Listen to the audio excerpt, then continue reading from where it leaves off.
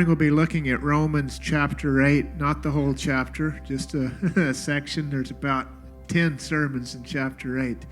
But we'll be looking at Romans 8, 12 through 17 this morning. One of the things I love about Romans is it's got some great theology in it. You know, I have some theological training, and I have an appreciation for theology.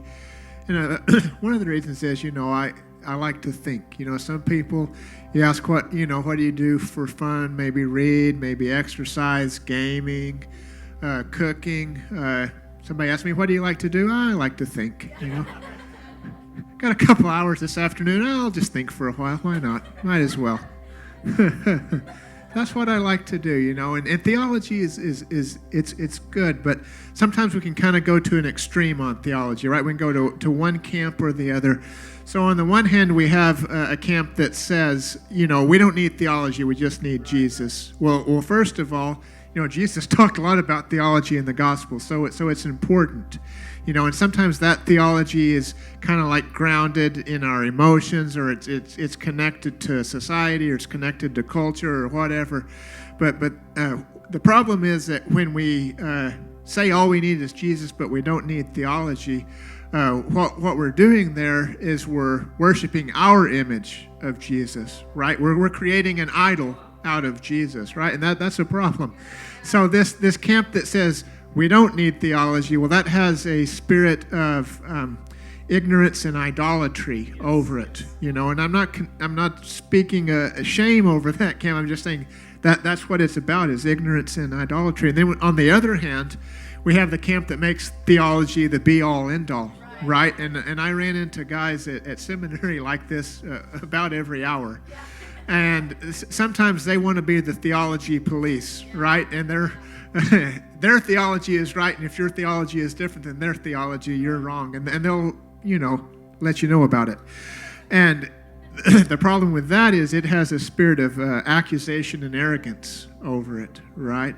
And neither camps are right. So if you ask what's good theology, well, good theology is theology that's grounded and rooted in the fruit of the Spirit, and it drives us to love God and to love people more deeply. Because theology, it is about the mind, but it's also about the heart, right? So I can have orthodox theology and still have bad theology if my heart's in the wrong place.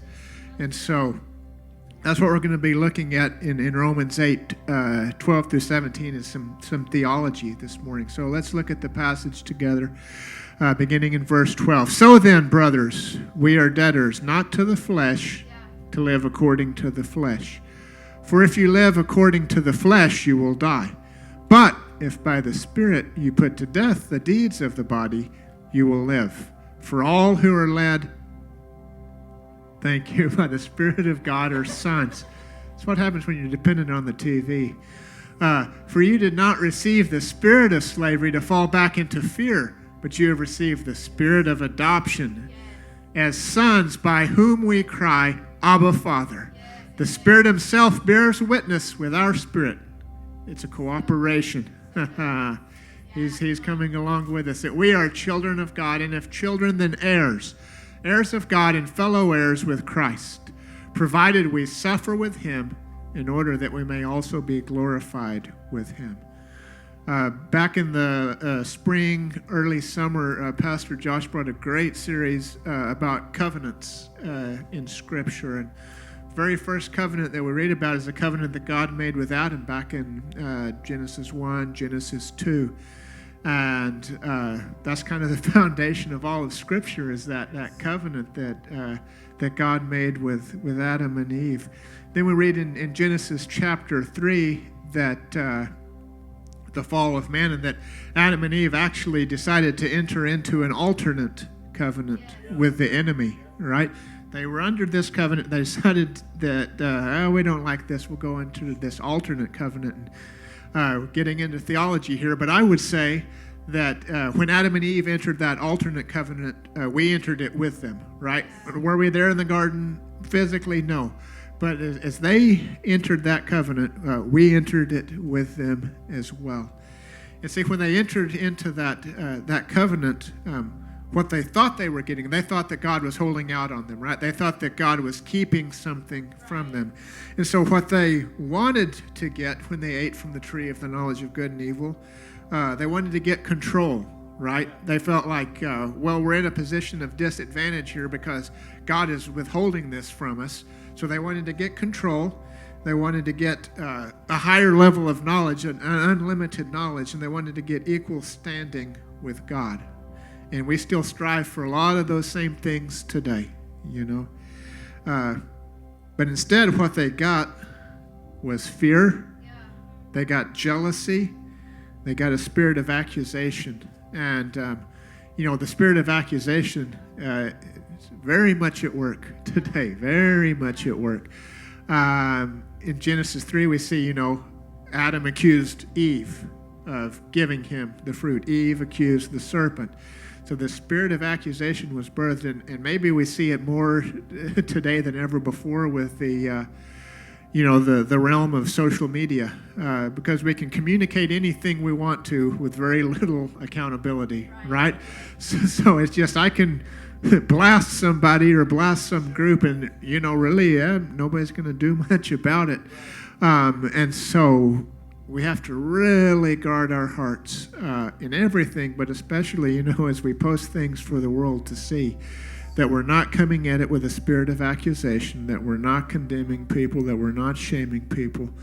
But really, every word we speak, every word we type needs to breathe life into people. Does it mean that we don't ever admonish or correct? No, we're called to do that in the Spirit as well.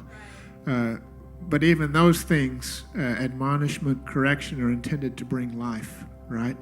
And so everything we speak, everything we type, breathe life, not accusation. And so they left the covenant that the Lord had for them. They entered into this alternate covenant. We entered into that covenant with them. This alternate covenant is not revoked by the flesh, but it's revoked only by the work of the Spirit. You know, sometimes we want to, or we think that we can put to death the flesh by works of the flesh, right? But that's like trying to put out a fire with gasoline. You know, when we try to kill the flesh by the flesh, it's just getting stronger and stronger and stronger, right? So we get this idea that we can put to death the flesh by willpower, you know. If I'll only work harder, if I'll strive more, if I'll do this, if I'll do that, if I don't do this, if I don't do that, then the flesh will be put to death. Or we have this idea that, you know, if I can just become a more moral person, you know, and avoid certain sins or avoid certain things, then the flesh will be put to death. But the fact of the matter is the flesh is birthed by pride and arrogance, right? That's what Adam and Eve had in the garden when they ate of the tree. It was birthed out of a spirit of pride and a spirit of arrogance. And it dies only by surrender and humility, right? What did Christ do on the cross? Surrender and humility, right? The enemy brought pride and arrogance into the world. Jesus brought humility and surrender. And so as Jesus purchased that for us and secured that for us, we receive it in the same way. The flesh is only put to death through surrender and humility. The Spirit takes us back to the original covenant, the covenant of life. And what I love about God is that throughout Scriptures, He makes declarations over us, right? We make declarations about Him, but He makes declarations over us. And what I want to suggest is that, like, the commandments that God gives for us, they're actually prophecies and declarations of what He's going to bring into your life and what He's going to do in your life. And how does He do it? He does it by grace and peace. You know, Paul wrote the book of Romans, wrote a lot of the New Testament in some of the general letters that he wrote, Galatians, Ephesians, Philippians, Colossians. He begins all of those letters by saying, grace and peace to you, right? That's what he spoke over them before anything, was grace and peace to them. That's what God's speaking to us, and as He's calling us into righteousness, as He's calling us into holiness, He's speaking grace and peace over us. And it's like maybe you've seen on TV, or maybe you've witnessed this, like a VIP motorcade, right? And you've got all these vehicles, and you've got 3 or 4 vehicles in front, 3 or 4 vehicles in the rear, and then in the middle you've got the dignitaries, the VIPs. And so it's like the cars in the lead are grace. That's what's paving the way for us. That's what's taking us forward. That's what's encouraging us. Grace is clearing out the obstacles, making sure everybody's out of the way, and driving the motorcade forward. And then in the back, you've got peace, right? Which makes sure that nobody comes up from behind and tries to bring harm to the dignitaries, to the VIPs. And so we've got grace leading us. We've got peace protecting us, because when God is doing things in our heart, when God is doing things in our lives, we're going to be attacked, by the enemy. He may do it through our thoughts. He may do it through other people. He may do it through circumstances, whatever it might be. So we've got to have grace that clears out those obstacles, and then peace that guards the attack from the rear. What I love about God, what I love about his declarations over us, what I love about the Spirit, the flesh is bringing death, the Spirit is bringing life. And when the Spirit brings life, what he does is he takes us from glory to glory. So where does God start with you as a son, as a daughter? He starts at glory, right? He's already declaring that over you. Your glory. You're glorified. You're holy. So it's not that he's taking us from, sin to glory. It's not like he's taking us from wretchedness to glory. He's taking you from glory to glory. So the enemy always wants to tell us everything we're doing wrong, every place we fell short, everyone we've disappointed, everyone we've let down. That's what the enemy brings to us over and over and over and over. And God's saying, no, I'm declaring over you glory. I'm taking you to a deeper level of glory, yes. But the starting point between you and God, as the Spirit is in you, is glory. That's the starting point always. That's where God starts with us. When the Spirit is in us and the Spirit of God is in us, he's speaking glory over us. So the Spirit brings life, and the Spirit also brings to us our identity. An identity of favor, an identity of freedom, an identity of family. I love favor. One of the greatest things God has given us is favor. And when I first started learning about really favor and just kind of things of the Spirit and walking more fully in the Spirit, favor was one of the things that I heard about that I didn't know a lot about, and I began to actually kind of think at that time of favor in terms of it's something that God will just kind of give here and there to those that he likes the most, right? Well, this person's got favor, but that person doesn't, so they must be doing something really wrong because they've got favor and they don't. It's that spirit of accusation again, right, that came in the garden. And so we take something that's a blessing and we flip it around to a spirit of accusation. And so, but the truth is that favor is based completely and totally on Jesus' relationship with the Father and Jesus' relationship with us. Jesus tells in John chapter 14 that he is in the Father and he is in us. So if that's true, that's what favor is. That's where the origin of favor. And what favor does, it allows us to bear fruit in season and out of season. We're going to have circumstances in our life that are hard. 2020 has been hard for a lot of people. We've seen the memes, the Facebook posts, Instagram, comedians, and I'm not, they're making a lot of money off of 2020. But the truth is, what if God is saying, because of my favor in your life, 2020 is going to be the greatest opportunity for spiritual growth you've ever had, right? So instead of thinking of 2020 as a robber and a thief, what if God's wanting to bear up fruit in us, And so we've got these circumstances that are pressing on us, maybe financial circumstances, maybe relational circumstances, maybe things at work. And so it's kind of like a submarine, right? When a submarine goes under the water, the pressure on the inside of the submarine has to be greater than the pressure on the outside of the submarine, or the submarine will collapse. And that's what it is with favor and the Spirit living within us. We may have 1,000 pounds of pressure coming around us, but we've got 1,001 pounds of peace and favor inside us, right? And with a submarine, the deeper it goes, the pressure it gets. And so the pressure increases. And so sometimes in our lives, we say, hey, God, I want to grow in you. I want to grow in favor. I want to grow in depth. It may mean that we have to go deeper. As we go deeper, the pressure on the outside may not get less. It may get more. You know, we want to grow without the pressure, but that's not really how it works in the spiritual world. And so the truth is the pressure may get greater as we go deeper, but the pressure on the inside is going to increase as well, and it'll be equal. It'll be greater on the inside than on the outside. You know, my background growing up was agriculture, and primarily farming cotton. And one of the interesting things about cotton is it needs heat to produce fruit. Follow with me here. So like in 2007, my dad, who still farms, but he made the greatest crop he's ever made. It was amazing. It was awesome.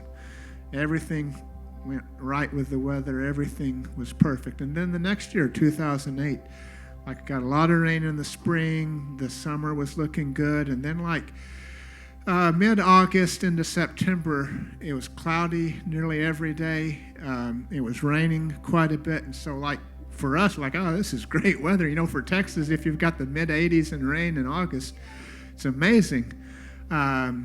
And what happened to the cotton that year, it was looking really good, and then it started raining, it got cloudy, and the cotton grew a lot, and it looked impressive. If you're just driving down the road, you think, boy, that's an awesome crop right there. It looked impressive, but it didn't have any fruit. And the purpose of cotton is to produce fruit in any plant. Its purpose is to produce fruit, right? But it didn't have the heat that it needed to produce the fruit that was required.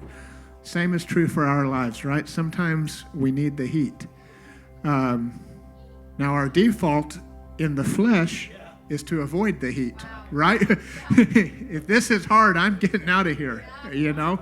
But what God may be inviting you to, what he may be inviting me to, is to not press into the circumstance, but to press into him, right?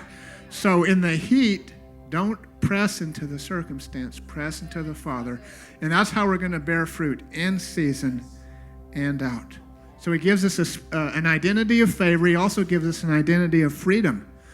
Paul talks about here in Romans 8 that he gives us a spirit of freedom, an identity of freedom from fear. You know, fear is something that oftentimes does have control over me. I allow it to have control over me.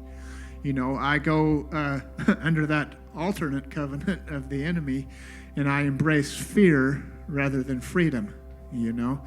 And the thing about fear, at least for my life, is, you know, if I'm fearful of something, then I'm going to try to do everything I can to control that situation, right? So say I'm fearful about finances. Well, then I'm going to be less inclined to be generous because I think, well, I'm going to run out of money. Or I'll be less inclined to, you know, maybe get something for our girls, a gift that they want or a treat that they want. So I try to bring control to the situation by my actions. And so really what that does is that's taking us further and further away from our identity. Our identity is freedom, but we're going to an identity of slavery, right? 2 Peter chapter 2, verse 19 says that we are a slave to whatever masters us. So if fear is mastering our lives, then we're a slave to it. We also have freedom from the law.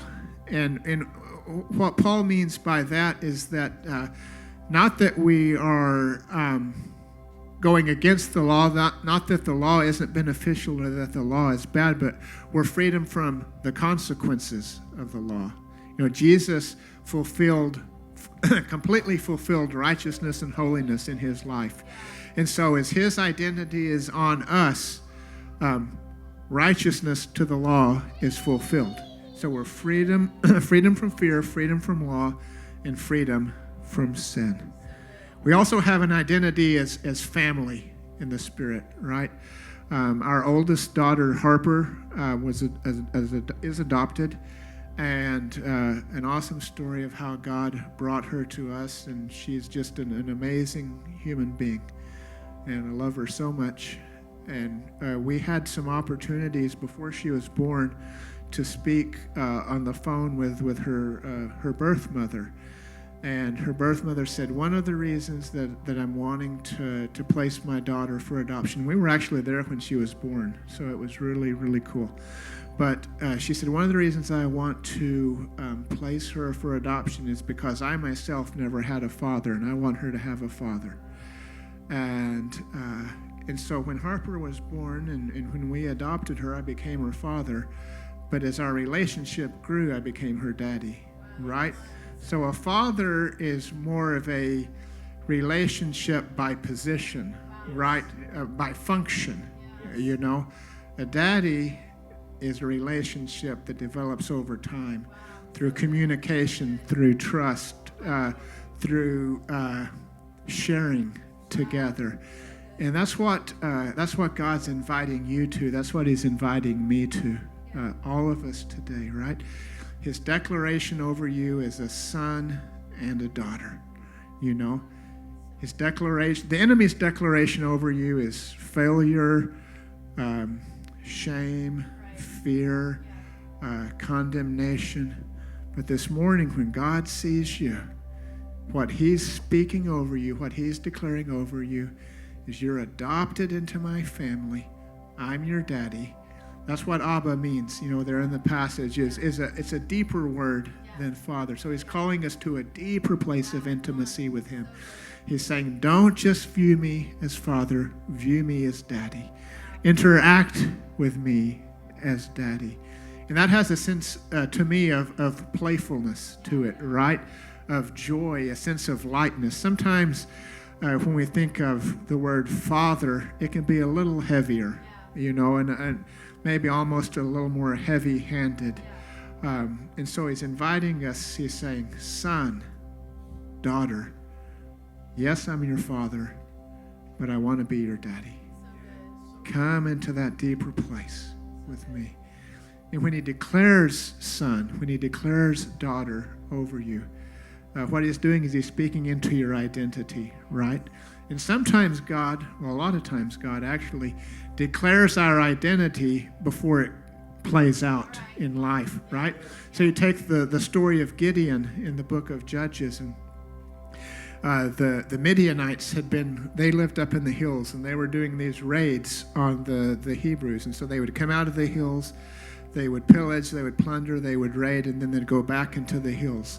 And the Hebrews were living in fear, you know, and so Gideon was threshing wheat. So he was taking the wheat from the chaff, and ideally that would be done like in a big open area, and they would throw the wheat and the chaff in the air. The chaff would blow away because it's lighter. The wheat would come back down to the ground, and then they'd collect the grain. But the scriptures tell us that Gideon was crouching down in this olive press, right? So instead of being out in a big open area, he's in a hole in the ground. And what does God declare over him while he's in that hole? He says, you are a mighty warrior. Yeah. Amazing. He didn't speak to his circumstance, he spoke to his identity. He didn't speak to his behavior, he spoke to his identity. Does God want to change some behaviors in us? Probably so, but that's not what he declares over us. He declares our identity over us, and then our behavior begins to change when we live out that identity. And so Gideon, you know, he's a mighty warrior. God calls him a mighty warrior. And then God tells him, go and gather an army. So he gathers an army. And then God says, make it smaller, make it smaller, make it smaller, make it smaller. That might be what's happening to some of us in this year of 2020. We had some plans, we had some ideas, that God actually gave us. Not ideas of the flesh, not goals of the flesh, not plans of the flesh, plans that were birthed by the Spirit.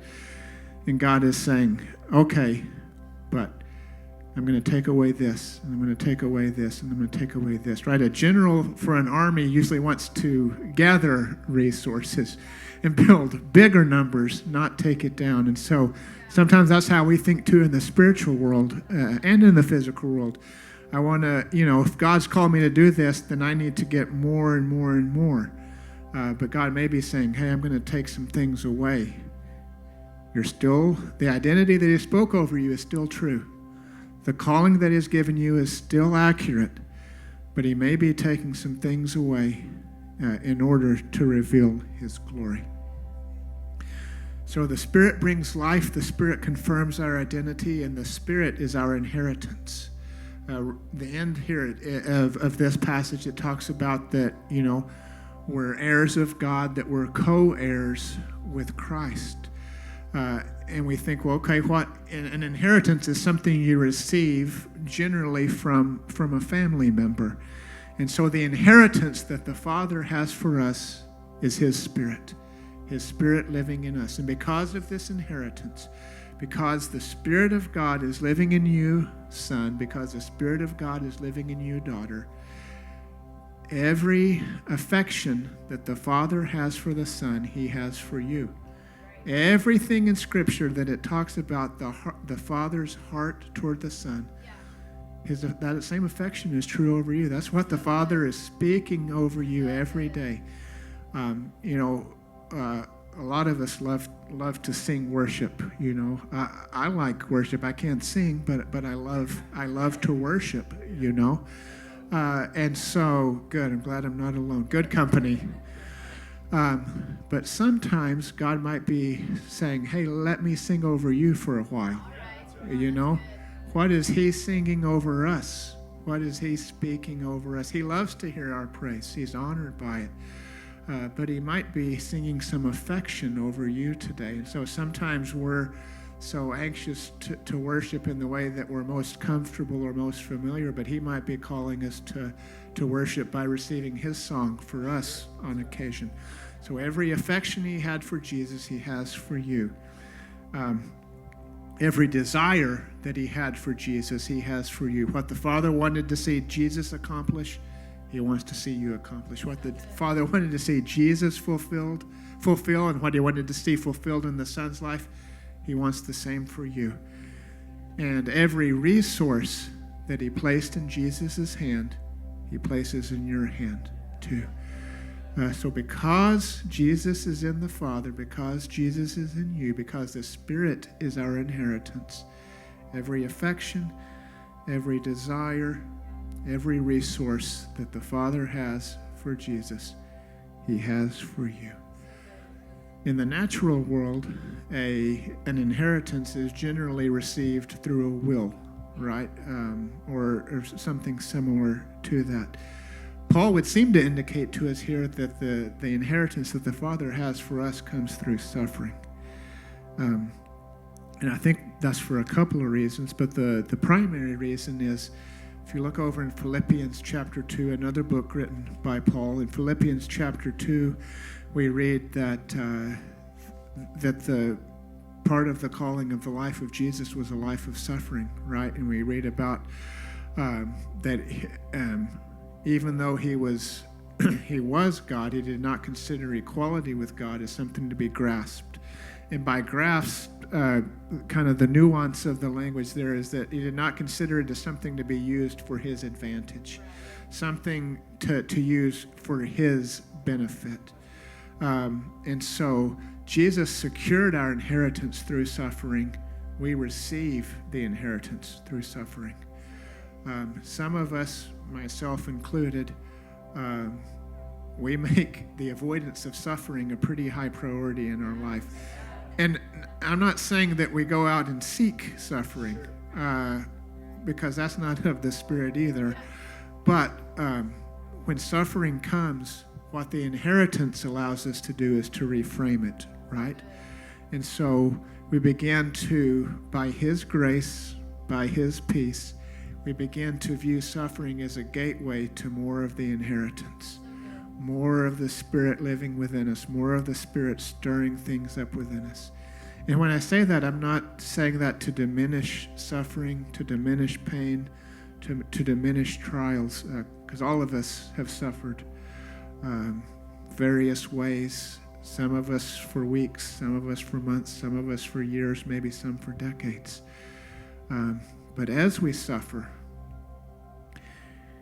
we reframe it with the idea that God is pouring the inheritance into us. You know, we tend to think of sanctification in our lives as God taking something away. But what if sanctification is actually God wanting to add something to our lives, right? So if we're dealing with fear, and then we think, well, God, I want you to take away fear. But what if God is saying, well, actually in 1 John, I said that perfect love casts out fear. So rather than taking away fear, what I'm going to do is pour more love into your life, right? And so we think, well, okay, God, I'm dealing with jealousy. Take this spirit of jealousy away from me. And what if God's saying, well, actually, what I want you to do is bless those who you're jealous of, pray for increase in their life, and then I'm going to bring something to you too, you know. And so the spirit of inheritance allows God to add things to our lives during the suffering. The promises of God are what carry us to the provision of God, right? So God made a promise, maybe in the past, maybe today, maybe He's going to make a promise in the future to you. And you don't see the reality come about right then. You don't see the provision and the fulfillment of that reality. But the promise is what sustains us. The promise is what keeps us. Thank you so much for joining us at church today. Please subscribe to this channel and hit the bell for future notifications. We pray that you have a blessed week, and we can't wait to encounter Jesus with you online.